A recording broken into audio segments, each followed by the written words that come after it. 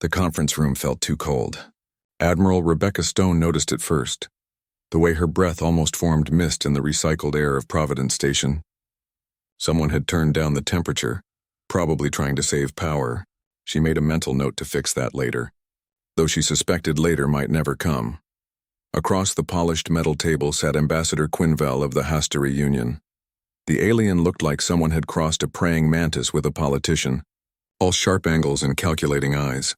His translator device hung around what passed for a neck, occasionally chirping and clicking as it processed his native language into something humans could understand. Secretary of Defense Howard Chen sat beside Stone, his weathered hands folded on the table. Neither human spoke. They had learned early in first contact protocols that letting aliens talk first often revealed more than asking questions. Quinvell activated a holographic projector. Images filled the space between them. Warships, thousands of them arranged in formations that spoke of military might accumulated over centuries. 14 different species contributed vessels to what the ambassador called the Grand Fleet. Each ship bore the markings of the Galactic Council, that vast governing body humanity had been introduced to 3 years prior. "Your species has been observed," Quinvell said through his translator. The device made his words sound pleasant, almost friendly, but Stone heard the contempt underneath. "Earth has expanded beyond acceptable parameters. 37 colony systems established without proper authorization. Military vessels constructed beyond defensive necessity. Trade conducted with species not yet approved for contact." Chen shifted slightly. Stone placed a hand on his arm, a gentle reminder to stay silent. The ambassador continued, his mandibles clicking in what might have been satisfaction. "The Galactic Council, in its wisdom and mercy, offers Earth a path forward. You will reduce military capabilities to designated defense forces. You will submit all colonial activities to Council oversight. You will pay reparations for unauthorized expansion. These terms are non-negotiable." "And if we refuse?" Chen asked, his voice level. The hologram shifted. A planet appeared, its surface covered in what had once been cities. Now only blackened craters remained, scattered across continents like scars. The oceans had turned a sickly gray color. The Torvan civilization attempted independence 40 years ago, Quinvell explained. The translator made his words sound educational, as if he were teaching children about history. "They learned the cost of defying council authority. The Galactic Council brings peace to all species. Those who reject peace receive correction." Stone studied the image of the dead world. Billions had lived there once. Now it served as a warning, a monument to what happened when species refused to bow. "You have 60 days to comply," the ambassador said, standing with a grace that seemed impossible for his insectoid frame. "The Council expects full cooperation. Resistance will be met with appropriate measures." After the Hastari delegation departed, Stone and Chen remained in the conference room. Through the viewport, Earth rotated below, blue and green and alive. 7 billion people called it home. Another 3 billion lived scattered across the colonies, building new worlds under distant suns. "We can't fight them," Chen said finally. "The numbers don't work. 3,000 warships against what? Maybe 200 if we count every armed vessel we have." Stone pulled up her own tactical display. It showed Sol system, all 8 planets and the vast belt of asteroids between Mars and Jupiter. Red dots marked weapon platforms, hidden bases, and defensive positions. There were more red dots than Chen knew about. Far more. "We've been preparing for this since first contact," Stone said. "Every trade negotiation, every cultural exchange, every joint military exercise. We've been watching them, learning their tactics, their formation preferences, their communication protocols." "That doesn't change the math," Chen argued. "They can absorb losses we can't. They have resources from hundreds of worlds. We have Earth and barely established colonies." Stone smiled, but there was no warmth in it. "They have resources, yes, but they've had peace for 10,000 years. Real peace. No major wars, no existential threats. They've forgotten what desperation looks like." She expanded the display, showing not just Sol system but the surrounding stellar neighborhood. More red dots appeared, marking positions Chen definitely didn't know about. Secret shipyards in the outer asteroid fields, hidden bases on the moons of Saturn, weapons platforms disguised as mining operations. "We've been building in secret for 3 years, Stone continued. Every cargo ship that left Earth carried components. Every colony expedition included military engineers. Every scientific mission surveyed tactical positions. Chen stared at the display. How many ships? Enough to make them bleed, Stone said. Not enough to win a straight fight, but enough to make them question whether conquering us is worth the cost. She closed the display and looked directly at Chen. We need to call a Security Council meeting. Full military command, civilian leadership, everyone who needs to know what's about to happen. And what is about to happen? Chen asked. Stone walked to the viewport and placed her hand against the cold glass. Earth turned below, beautiful and fragile. Humanity had crawled up from that world, had fought and struggled and nearly destroyed themselves a dozen times over. They had built civilizations and torn them down. They had invented art and music and mathematics. They had reached for the stars and found them full of species who expected obedience. We're going to show the Galactic Council something they haven't seen in 10,000 years, Stone said. We're going to show them what happens when you threaten a species that spent its entire history fighting for survival. Chen joined her at the viewport. You really think we can win? Win? Stone shook her head. I don't know. But I know we won't bow. Earth doesn't kneel. Not to them. Not to anyone. Below them, Earth continued its ancient rotation. Cities sparkled with artificial light. Oceans reflected the sun. Somewhere down there, families ate dinner together. Children played in parks. People lived their lives unaware that in 60 days their world might burn. Stone thought about the Torvin planet, that dead world used as a warning. She thought about the Council's certainty, their absolute conviction that humanity would submit like every other species. They were about to learn they were wrong. The Security Council would meet tomorrow. They would vote on humanity's response. Stone already knew the outcome. She had served with these people for decades. She knew their hearts, their courage, their unwillingness to surrender what they had built. Earth's answer would not be delivered in words. It would be written in fire and steel, carried by ships humanity had built in secret, defended by people who refused to be conquered. The Galactic Council had given them 60 days to dismantle their fleet. Stone checked her tactical computer, running calculations on fleet deployments and weapons readiness. They would have their answer in 48 hours. And it would shake the foundations of the Council's 10,000-year peace. Outside the viewport, a patrol of human fighters passed by, running their standard security pattern. The pilots didn't know yet what was coming. They would soon enough. Everyone would. Stone turned away from Earth and began drafting orders.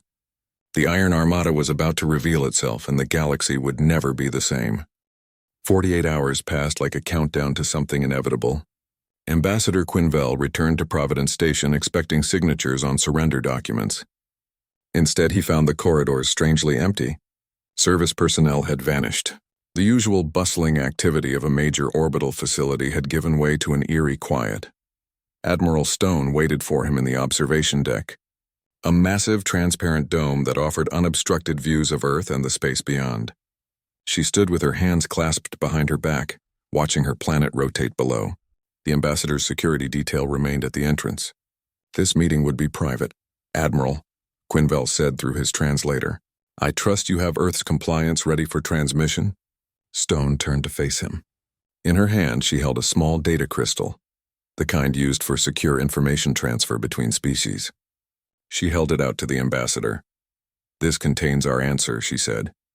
Quinville took the crystal with one of his manipulator limbs, examining it with compound eyes that saw spectrums humans couldn't perceive. You could have transmitted this. Why request my presence? Because you need to understand what you're taking back to the Council, Stone replied. She gestured to the observation dome's controls, activating the tactical overlay system. Your intelligence files on humanity are incomplete. Dangerously so. The ambassador made a sound his translator rendered as dismissive laughter. We have observed your species for 3 years. We know your industrial capacity, your military strength, your technological level. You are classified as a Class 3 civilization, capable of faster-than-light travel, yes, but decades behind Council standards. You observed what we wanted you to observe, Stone said. She activated the tactical display, and the space beyond Providence Station began to change. The first ship decloaked 500 meters from the observation dome, a battle cruiser, its hull painted matte black, bristling with railgun batteries and missile tubes. Then another appeared, and another. Within minutes, the empty space around Providence held over 50 capital ships, each one broadcasting identification codes the Council had never seen before. Quinvel's mandibles clicked rapidly, a sign of agitation his translator couldn't mask. This is impossible. We monitored all construction. Earth has 43 registered military vessels. You monitored all construction in registered shipyards, Stone corrected. She expanded the tactical display, showing the solar system in miniature. Red icons began appearing throughout the asteroid belt, on the moons of the outer planets, in orbital facilities disguised as civilian infrastructure. We've been building for 3 years. Every cargo ship carried components. Every mining operation hid weapons manufacturing. Every scientific expedition scouted defensive positions. The display showed hundreds of vessels now. Destroyers, cruisers, carriers, and ships whose classifications the Council had never encountered. Humanity had been busy, but Stone wasn't finished. The tactical overlay zoomed to the asteroid belt, and Quinvel watched as thousands of new icons appeared. Weapons platforms, missile batteries, drone factories, mass driver systems capable of launching projectiles at significant fractions of light speed. Mars, Stone continued, shifting the display to humanity's neighboring planet. 3 massive battle stations orbited the red world, each one larger than any vessel the Council had brought to Sol system. We call them the Guardians. Each one coordinates defensive operations across millions of kilometers. Each one carries enough firepower to sterilize a planet. Quinvel's translator struggled to process his native language, producing garbled sounds before finally managing words. You have violated every construction treaty, every weapons limitation protocol, every restriction you tried to impose before we even joined your council? Stone interrupted. Yes, we violated them all. Because we knew this moment was coming. We knew that eventually, you would demand we surrender our sovereignty. We just needed time to prepare our response. The ambassador's security device began chirping. Stone knew what that meant. His escort ships waiting at the edge of Sol system had detected something. The targeting locks that hundreds of hidden weapon platforms were now painting on their hulls. We've been learning about you too, Stone said.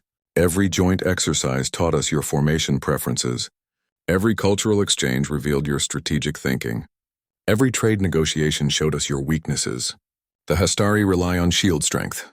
The Vryn prefer overwhelming firepower. The Solari coordinate through centralized command structures. We studied all of you. She walked closer to the ambassador, her boots clicking on the deck plating. Through the transparent dome, Earth hung serene and beautiful, unaware of the confrontation happening in orbit. You gave us 60 days to dismantle our fleet, Stone said. We're giving you 60 minutes to leave our system. After that, any council vessel remaining in Sol space will be considered an act of war. Your ships at the edge of the system are already targeted. Your vessels can leave peacefully, or they can test whether our weapons work as well as we claim. Quinvel's entire body language changed. The confident superiority evaporated. His manipulator limbs twitched in patterns his translator couldn't interpret. You would dare wage war against the Galactic Council? Against 14 species and 3,000 warships? We wouldn't dare, Stone replied. We already are. She handed him a second data crystal. This contains tactical data from our weapons tests. Kill ranges, accuracy measurements, penetration capability against Council standard shielding. Show it to your military analysts. Let them calculate the cost of forcing Earth to comply. The ambassador looked at the crystal as if it might explode.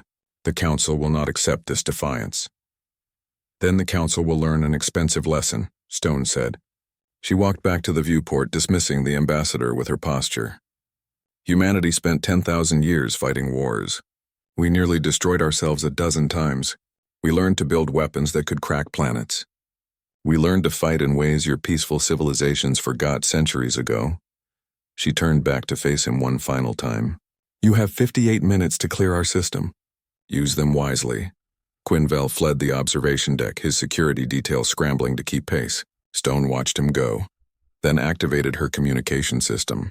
All ships, this is Stone, execute posture alpha. I want every weapons platform hot. Every fighter squadron ready. Every capital ship at battle stations. Responses flooded back. Captain Diana Ross from the destroyer Relentless. Commander Patricia Walsh from the cruiser Thermopylae. Wing Commander Timothy Chen from carrier Washington. Hundreds of voices, thousands of personnel, all ready to defend their home. Stone pulled up the external sensors, watching as the Hastari vessels at the edge of the system began powering their faster-than-light drives. They would run, for now, but they would return, probably with the full might of the Council's military. Secretary Chen's face appeared on her communication screen. The Council's going to come back with everything they have. I know, Stone said. Can we win? Stone thought about that question.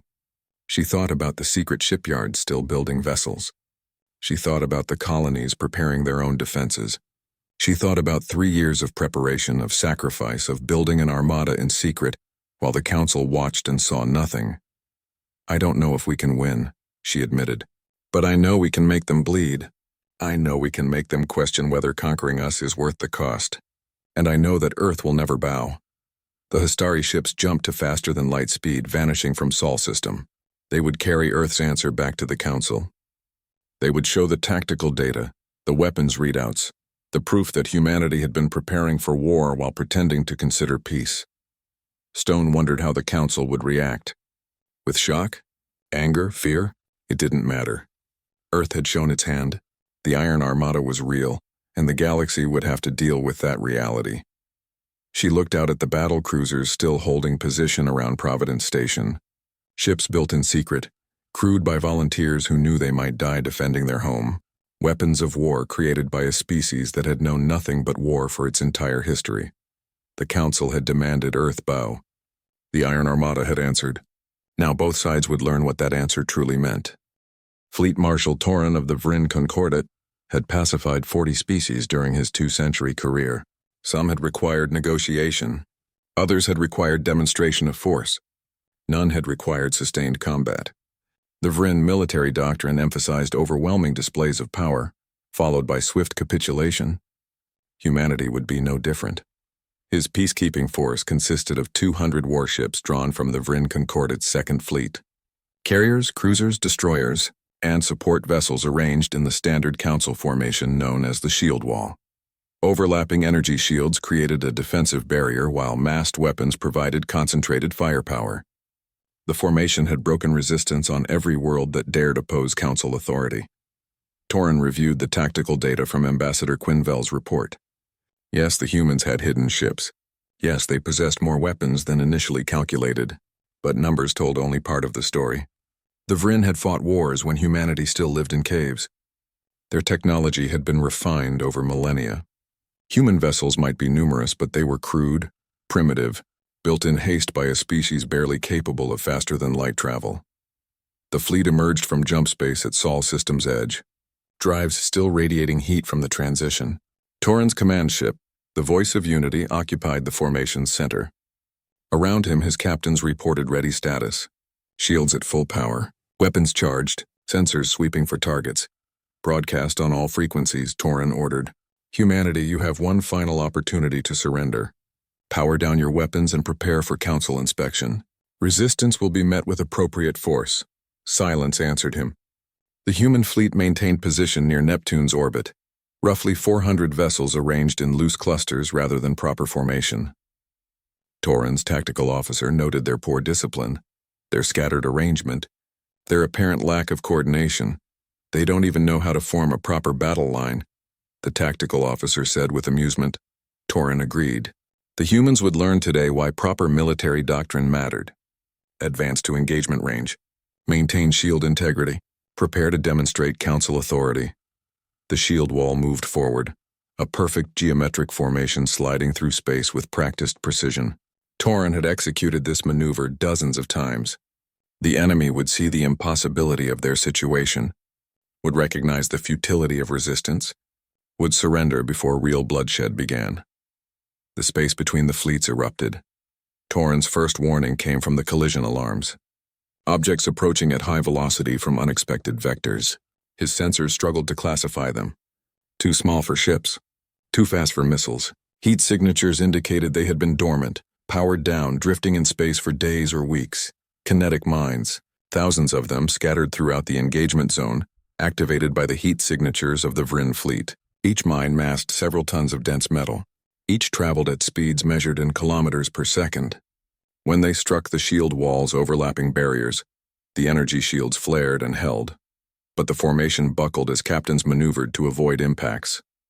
Then the lasers fired. What Torin sensors had classified as debris, scattered fragments of ice and rock in the outer system, revealed themselves as weapon platforms. Nuclear-pumped laser satellites disguised among the natural clutter of space coordinated their fire with precision that spoke of months of preparation.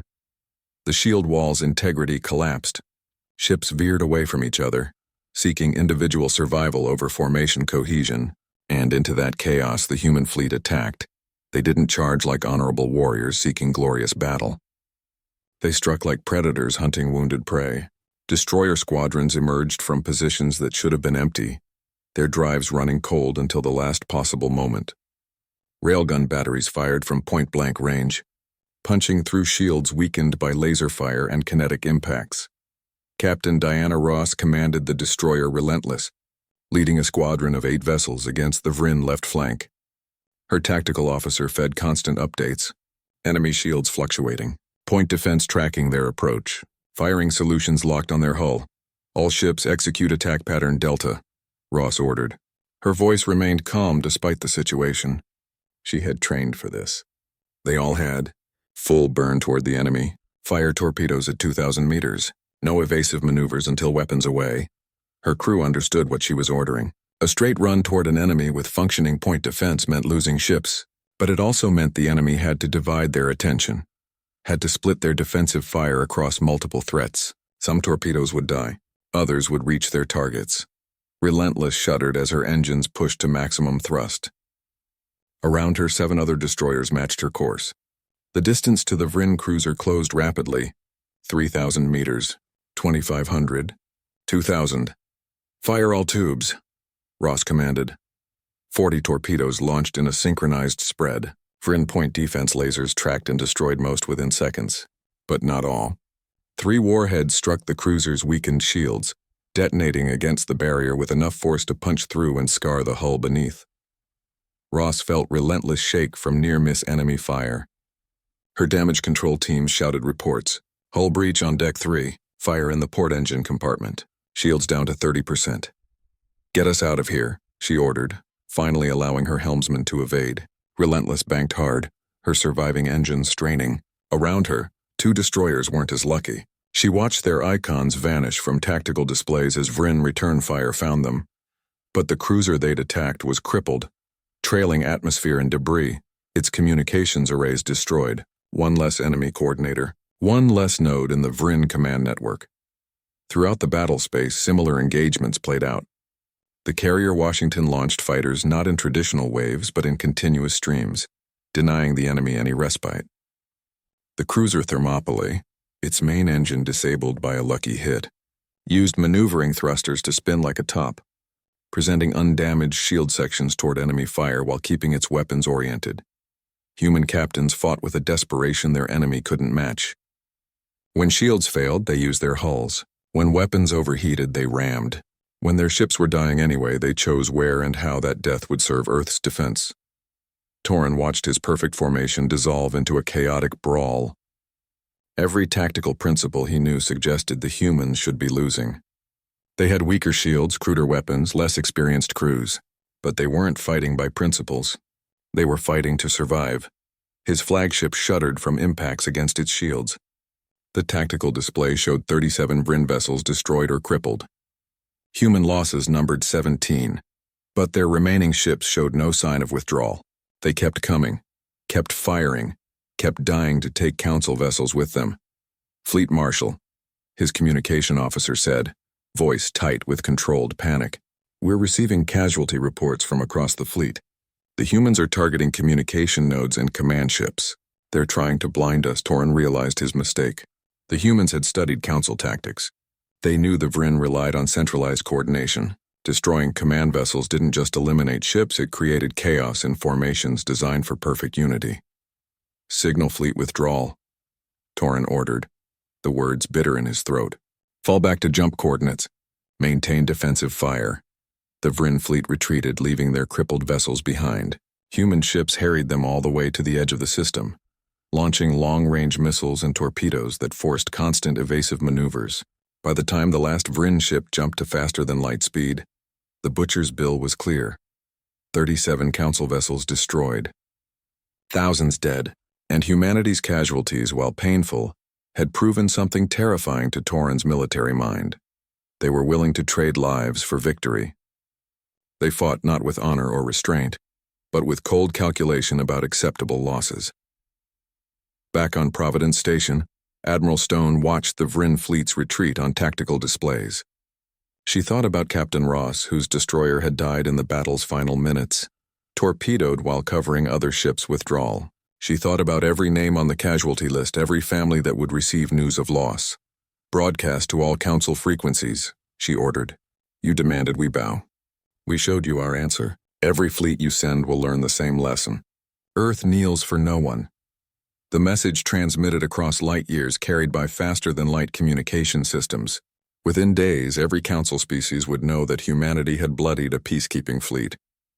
Within weeks, they would demand explanations, retribution, overwhelming response. Let them come, Stone thought. "We'll be ready." High Chancellor Miraseth watched the tactical recordings from Sol System for the 7th time. Each viewing made the situation clearer and more unacceptable. A Council peacekeeping fleet, 200 warships representing the authority of 14 species, had been defeated by primitives barely capable of faster-than-light travel. The emergency session on Astara Prime brought together representatives from every Council species. The chamber's architecture spoke of millennia of civilization, its walls carved from single pieces of crystalline stone that predated recorded history. Normally, these meetings addressed trade disputes or cultural exchange programs. Today, they confronted something the Council hadn't faced in 10,000 years: military defeat. The Vryn fleet was unprepared, Ambassador Lyran of the Durrani argued. The reptilian diplomat spoke carefully, aware that his words challenged military prestige. Fleet Marshal Tauren expected immediate surrender. Instead, he encountered prepared defenses and coordinated tactics. The Vryn representatives hissed their displeasure. The humans violated every principle of honorable combat. They used ambush and deception. They targeted command ships specifically. They won, Lyran interrupted. Whether we approve of their methods, they achieved their objective. We must ask ourselves why our intelligence failed so completely. High Chancellor Miraseth raised one manipulator to silence the growing argument. The Solari were the Council's founding species, their civilization the oldest and most respected. When Miraseth spoke, others listened. Ambassador Lyran raises valid concerns, she said, her voice carrying the weight of 12,000 years of unbroken authority. However, the immediate question is not why we failed, but how we respond. Humanity has rejected Council membership. They have destroyed Council vessels. They have declared themselves outside our jurisdiction. This cannot stand. She activated the central display, showing not just Sol System, but the entire region of space humanity occupied. 63 colony systems scattered across 200 light-years.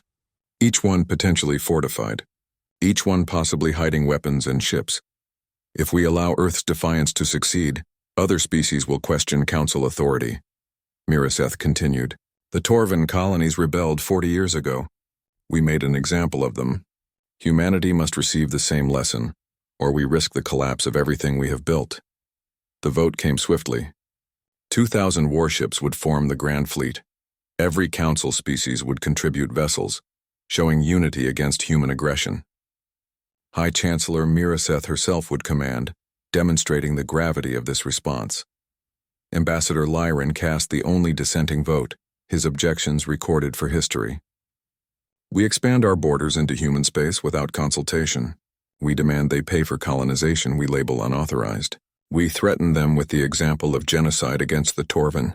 Perhaps we should ask ourselves if humanity's resistance is aggression or self-defense. His words fell on deaf ears.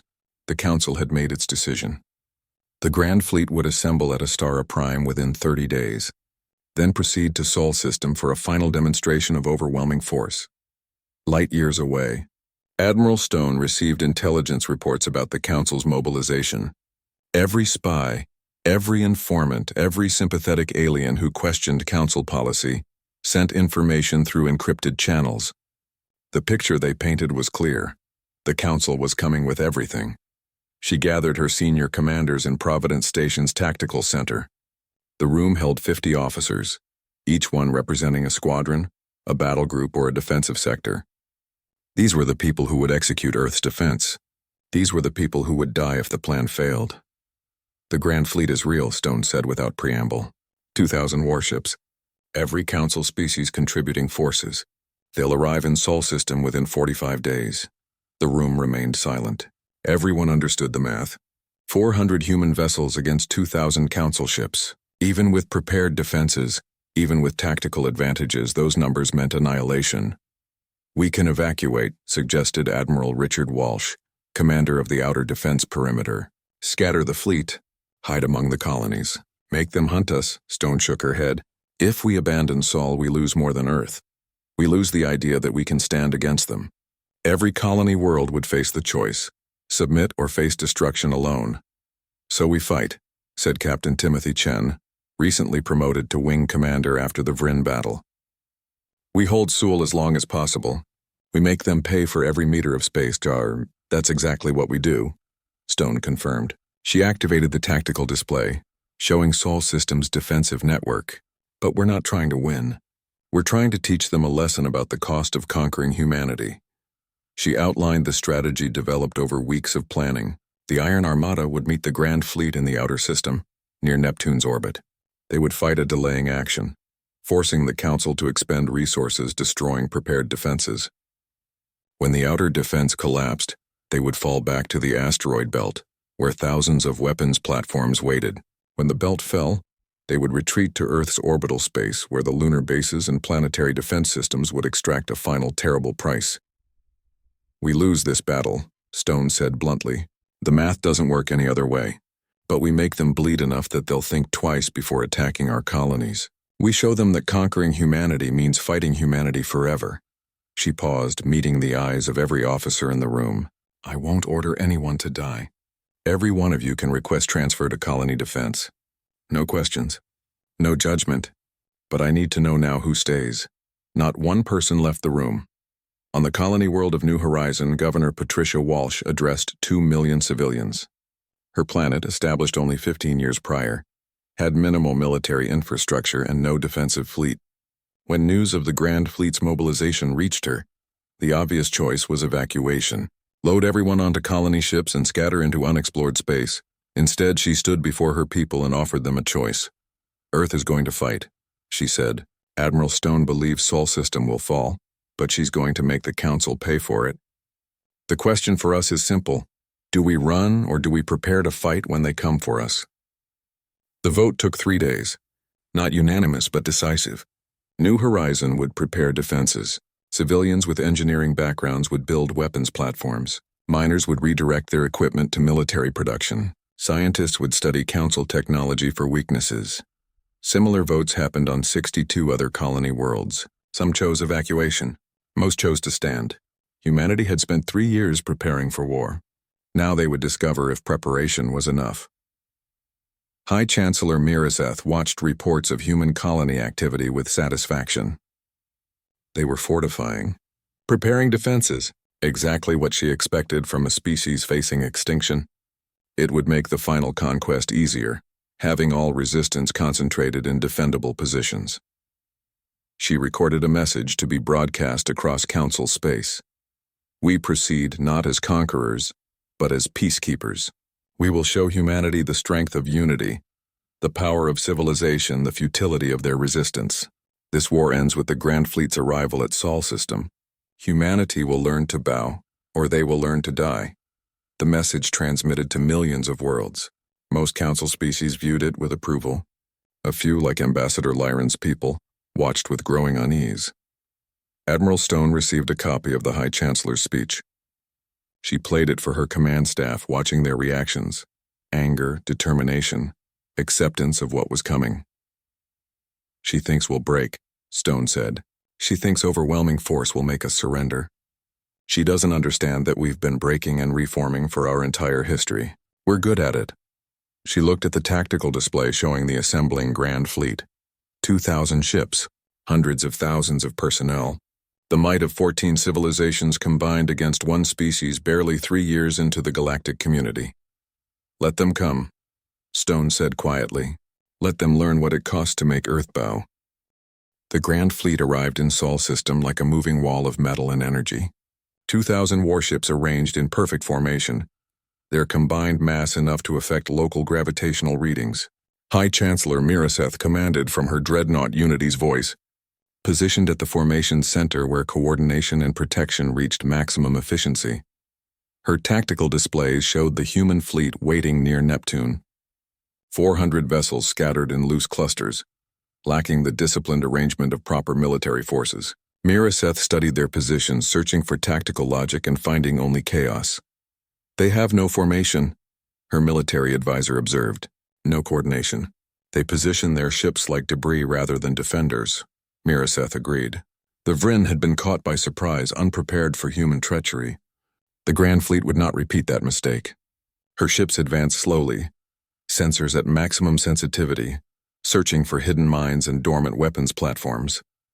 They found them, thousands of kinetic devices scattered throughout the outer system, exactly as intelligence predicted, but this time Council ships were prepared. Point defense systems tracked and destroyed the mines before they could impact. Laser satellites, when they revealed themselves, faced coordinated suppression fire that vaporized them in seconds. The humans are predictable, Miraseth said with satisfaction. They use the same tactics twice. Launch fighters. Begin the assault. What she failed to understand was that humans wanted her to find those defenses. Every mine destroyed, every platform eliminated, every tactic apparently repeated, drew the Grand Fleet deeper into Sol system. Drew them toward the real trap. Admiral Stone watched the Council advance from Providence Station. Her tactical officers provided constant updates. Enemy fleet proceeding on expected vector. Speed maintained at 0.4 light speed. Formation integrity holding. They're arrogant, she said to Secretary Chen, who had refused evacuation to Earth's surface. They beat our outer defenses so easily they think we're finished. Aren't we? Chen asked. The exhaustion in his voice reflected 3 months of constant preparation. Stone smiled, though there was no humor in it. Not yet. Signal all ships. Execute Broken Sky. The Iron Armada attacked not as a unified fleet but as hundreds of individual predators. Destroyer squadrons emerged from positions the Council's sensors had marked as empty, their drives running cold until they reached firing range. Stealth frigates appeared at point-blank distance, launched their torpedoes, then vanished back into the sensor noise before return fire could track them. Fighter squadrons didn't engage in dogfights. They flew to the edges of weapons range, shut down all systems, and drifted like debris. When Council ships passed, hunting for active threats, the fighters powered up and fired at undefended rear sections before going cold again. Captain Timothy Walsh commanded the destroyer Relentless II, named for the vessel lost in the first battle. His squadron specialized in what human doctrine called persistence hunting. They didn't try to destroy enemy capital ships. They wounded them. A torpedo to the engines, a railgun burst through sensor arrays, damage that transformed capable warships into blind, crippled targets. Target the cruiser's communication tower, Walsh ordered. His weapons officer locked coordinates and fired. The railgun burst struck perfectly, shearing away the antenna array that coordinated that cruiser's squadron. Relentless. II didn't wait to assess damage. Walsh ordered full evasive burn, pushing his destroyer away before Council return fire could track them. Behind him, the wounded cruiser drifted, cut off from fleet coordination, vulnerable to follow-up attacks. Throughout the battle space, human forces demonstrated tactics refined over months of preparation. They didn't fight fair. They didn't seek glorious victory. They fought to survive, to kill, to make every Council ship destroyed worth the human lives spent achieving it. The battleship Philadelphia, her reactor damaged by a lucky hit, and her crew facing slow death from radiation, made a different choice. Captain Sarah Kim broadcast to all human vessels. Philadelphia is lost. We're going to make it count. She pointed her dying ship toward the densest concentration of Council vessels and ordered maximum burn. Her engineering team pushed the reactor past safe limits, trading the ship's remaining hours for a final burst of speed. Council sensors detected the approach. Point defense systems locked on, but Philadelphia's shields, though failing, held long enough. The battleship crashed into a Council carrier group at ramming speed, her overloading reactor detonating with the force of a small nuclear weapon. The explosion consumed 6 Council vessels. 200 human crew bought the destruction of 3,000 enemy personnel. The mathematics were brutal but in humanity's favor. High Chancellor Miraseth watched her fleet's casualties mount. 12 hours into the battle, the Grand Fleet had lost 97 vessels. Not enough to threaten her overall superiority, but far more than predicted. The humans weren't winning, but they weren't breaking either. "They fight like barbarians," her advisor said, voice filled with disgust. "No honor. "No restraint. They fight to survive," Miraseth corrected. She studied the tactical displays analyzing human attack patterns. They were sacrificing ships in coordinated strikes, each loss calculated to inflict maximum enemy damage. "Order all ships to abandon cautious advance. Full assault toward Earth. We end this now." The Grand Fleet charged, abandoning the careful formations that had defined Council military doctrine for millennia. They would overwhelm the humans through sheer mass, accepting casualties to achieve final victory. Admiral Stone watched the Council's formation break apart and smiled. "They're doing exactly what we needed. All ships, full retreat beyond lunar orbit. Execute on my mark." The Iron Armada fled, pulling back past the moon in apparent panic. Council forces pursued, sensing victory within reach. They crossed into Earth's orbital plane, their formations scattered from hours of combat, their coordination degraded by communication losses. The trap closed. From Luna's hidden surface facilities, from bases carved into craters and concealed under meters of regolith, humanity unveiled its final prepared defense: 30 mass drivers, electromagnetic launchers capable of accelerating payloads to significant fractions of light speed. The kinetic bombardment didn't target individual ships. It filled space itself with thousands of tungsten projectiles. At relativistic velocities, even small impacts carried megaton-level energy. Council shields, designed to defeat energy weapons, failed against solid matter traveling at those speeds. The Grand Fleet's assault became a slaughter. Ships couldn't dodge, couldn't retreat, couldn't do anything but die as projectiles punched through hulls like paper. In 15 minutes, 300 Council vessels were destroyed or crippled. High Chancellor Miraseth watched her fleet disintegrate. She had brought 2,000 ships to break humanity. She had lost 400 in a single day. The tactical displays showed human losses too. Nearly half their fleet destroyed, but that didn't matter anymore. The Grand Fleet couldn't win this battle. Not at this cost. "Signal full retreat," she ordered, the words ash in her mouth. "All ships to jump coordinates. Emergency speed."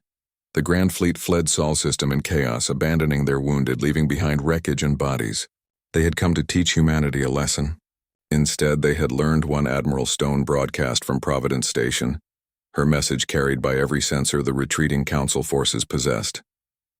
"You brought your fleet to make us bow. We taught you why humanity never will. Come again and we'll teach you again. Earth stands."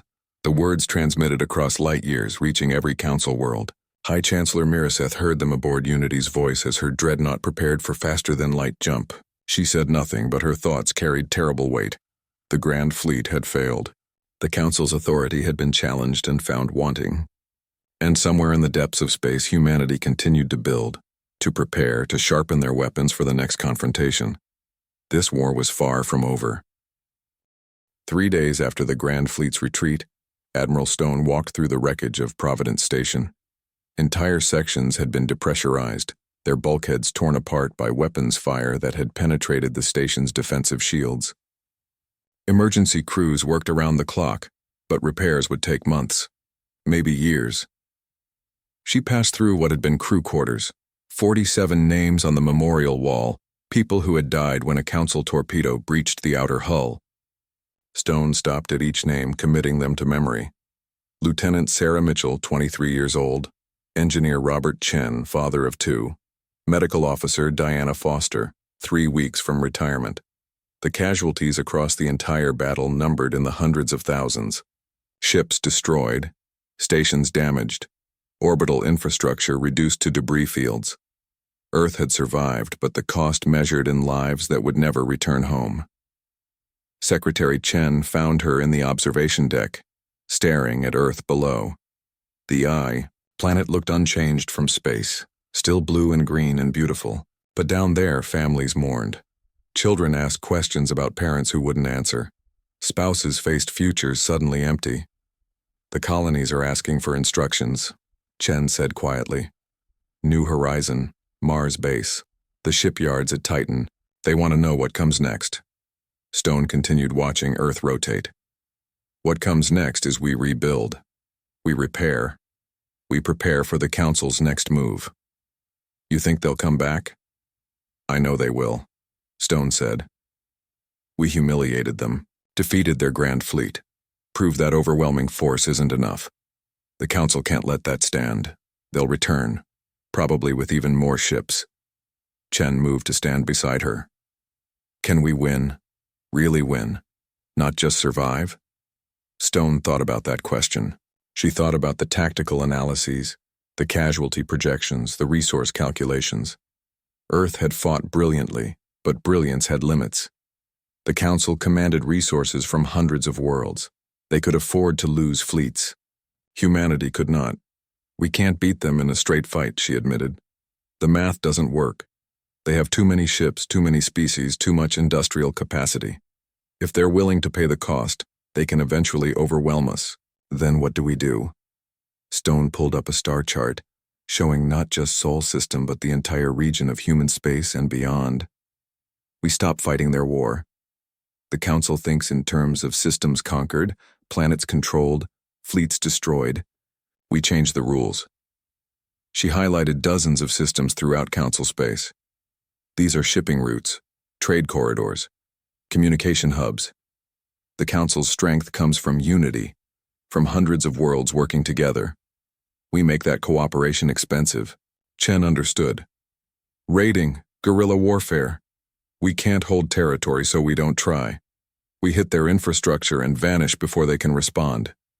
Exactly, Stone confirmed. And we reach out to other species. The Council has ruled for 10,000 years. Not every species joined willingly. Some were coerced, others were threatened. We find them. We arm them. We show them that Council authority can be challenged. On Astara Prime, High Chancellor Miraseth faced the political consequences of military failure. The Council chamber erupted in arguments, accusations, and demands for explanation. How had the Grand Fleet failed? Why had intelligence been so wrong? What would prevent humanity from inspiring other rebellions? Ambassador Lyran spoke carefully, aware that his earlier objections now carried prophetic weight. Perhaps we should reconsider our approach. The humans have legitimate grievances. We expanded into their territory. We demanded submission without negotiation. Perhaps dialogue. Dialogue? The Vryn ambassador's translator practically spat the word. They destroyed hundreds of our ships, killed thousands of our people. You suggest we reward such aggression with conversation? Lyran remained calm. I suggest we acknowledge that our own aggression invited this response. The Torvan colonies rebelled because we demanded they abandon their sovereignty. We responded with genocide. Humanity saw that example and chose to fight rather than submit. Can we blame them? The debate continued for hours. Some species demanded total war, economic blockade, the complete destruction of human civilization. Others questioned whether maintaining Council unity was worth the blood cost. A few, quietly and carefully, began asking if the Council's authority rested on justice or merely on superior force. The vote, when it came, reflected deep divisions. The Council would impose an armistice, temporary and conditional, while both sides assessed the new reality. No formal peace, but no immediate resumption of hostilities. High Chancellor Miraseth accepted the vote with grace she didn't feel. Privately, she knew this was merely a pause. The Council could not afford to let humanity's defiance stand, but she also knew that the next assault would require different tactics, better intelligence, and a willingness to pay costs the Council had avoided for millennia. On Earth, Admiral Stone received news of the armistice with mixed emotions. It bought time, precious months to rebuild the Iron Armada and fortify the colonies. But it also meant the war would resume eventually, probably with even greater fury. She gathered her senior commanders for what everyone understood would be a defining conversation. The armistice gives us 6 months, maybe a year. We use that time to transform our strategy. The Iron Armada stops being a defensive fleet. We become raiders. Captain Patricia Chen, recently promoted after her cruiser's performance in the battle, spoke up. Raiding means small ships, fast vessels designed for hit-and-run attacks. We'll need new designs, new tactics. Start designing them, Stone ordered. I want ships that can strike deep into Council space and vanish before their fleets respond. I want weapons platforms we can deploy in enemy systems. I want every colony capable of building raiders and training crews. The transformation began immediately.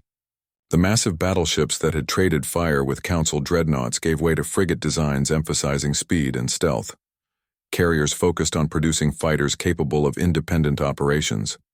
Every strategic decision reflected a single principle: make occupation impossible, make commerce dangerous, make the Council regret their demand for submission. On New Horizon, Governor Patricia Walsh supervised construction of the colony's first military shipyard. Her engineers, most with backgrounds in civilian construction, learned to build warships. Miners redirected their equipment to produce weapons components. Teachers trained the next generation in tactics and strategy. Similar transformations occurred across all 63 colonies. Humanity wasn't building an empire to match the Council. They were building a network of resistance that could survive even if Earth fell. Admiral Stone stood once more in Providence Station's observation deck, watching repair crews restore what the battle had damaged. Behind her, the tactical displays showed human space, colonies fortifying, shipyards building, raiders preparing for deployment. Secretary Chen joined her, carrying casualty reports that would never stop coming. Every name represented a person, a life, a future stolen by war. Was it worth it? He asked quietly. Stone thought about Captain Ross, who had died in the first battle, about Captain Kim, who had sacrificed her ship and crew to destroy Council vessels, about the hundreds of thousands who would never see Earth again. I don't know, she admitted. But I know we couldn't bow. Earth doesn't kneel. Not to the Council, not to anyone. She pulled up a message received through quantum-entangled communications. Ambassador Lyran of the Durrani, sending encrypted information about Council military deployments and political divisions. Other species were watching humanity's resistance with interest, some with hope. We started this war to defend our sovereignty, Stone said. But maybe it becomes something bigger. Maybe we show the galaxy that the Council's authority isn't absolute. That species can resist. That 10,000 years of peace built on threat can be challenged. Chen looked at the star chart showing Council space. That's a dangerous idea, the kind that starts revolutions. Good, Stone replied. The Council came to Sol to make us bow. We showed them Earth stands. Now we show them what happens when you threaten a species that refuses to kneel. Outside the viewport, human ships moved through the debris fields, recovering bodies and salvaging equipment. Earth rotated below, unaware that the war had only just begun. The Iron Armada had defended their home. Now they would teach the galaxy the price of demanding submission from humanity. They would become raiders, insurgents, the enemy that couldn't be pinned down or eliminated. They would make the Council's 10,000-year peace too expensive to maintain. High Chancellor Mirazeth had brought the Grand Fleet to Sol expecting swift victory. Instead, she had taught humanity how to fight a war the Council couldn't win. A war not of territory conquered, but of will tested. A war that would reshape the galaxy. Admiral Stone returned to her command center, where tactical officers planned the first raids into Council space. Earth had survived the Council's assault. Now the Council would learn what it meant to face humanity unbound. The message went out to every colony, every ship, every human who had fought to defend their home. Earth held. Now we show them why.